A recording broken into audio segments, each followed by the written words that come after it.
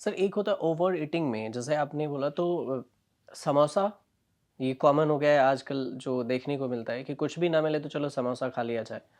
Edible oil की जो मात्रा है उसमें बढ़ोतरी हो रही है। इसको लेकर देश के प्रधानमंत्री ने भी बयान दिया, नरेंद्र मोदी ने, कि एडिबल ऑयल की मात्रा थोड़ा-सा कम कीजिए। तो इसकी कोई लिमिट है कि हम कितना कम करें, या फिर हमारे शरीर को कितनी चाहिए एडिबल ऑयल जो जिससे हमें हानि ना पहुँचे?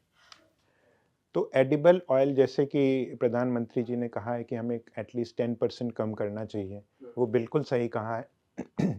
तो ऑयल क्या होता है पहले ये समझ लें, ऑयल में बहुत ज़्यादा कैलोरीज़ होती हैं, पर ग्राम ऑयल में करीब 9 कैलोरीज़ होती हैं, जबकि प्रोटीन में करीब 4 होती हैं।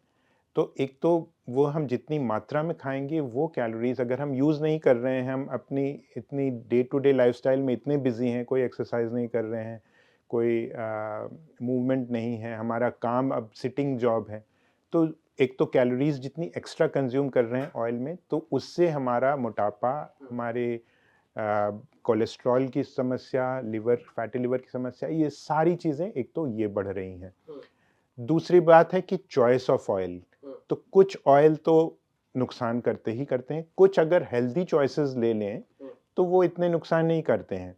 जैसे कि वेजिटेबल ऑयल्स या रिफाइंड ऑयल ज़्यादा नुकसान करते हैं बजाय कि अनप्रोसेस्ड ऑयल या जो कोल्ड प्रेस्ड ऑयल होते हैं, जैसे कच्ची घानी वाली जिसको हम कहते हैं, वो ज़्यादा बेटर हैं।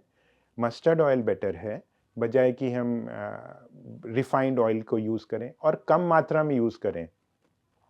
तो जैसा कि कहा है कि एटलीस्ट उसको कम करें। फ्राइड फूड की के बदले अगर ग्रिल्ड फूड है या लेस फ्राइड फूड है, उसको अपनाएँ। समोसा वगैरह कभी-कभी लेने की कोई बात नहीं है, लेकिन अगर रेगुलर बेसिस पे जब भी भूख लगे और उसको इमीडिएटली ले रहे हैं, तो उससे फिर समस्याएँ बढ़ती जाएँगी। ऑयल ज़्यादा जाएगा और कई बार क्या होता है कि जब अ, वही ऑयल जो यूज़ होता है फ्राई के लिए, उसको रीहीटिंग करते रहते हैं।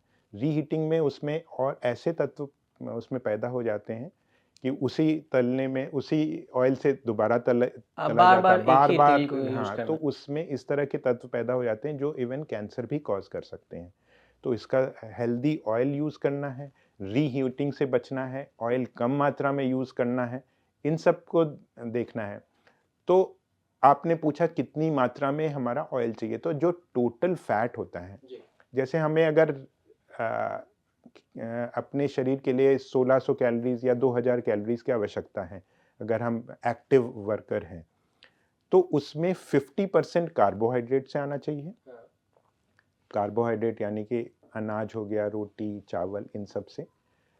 और 30% से ज़्यादा ऑयल से नहीं आना चाहिए, फैट से। 30% फैट एंड 20% प्रोटीन। सो ये होगा बैलेंस्ड मील।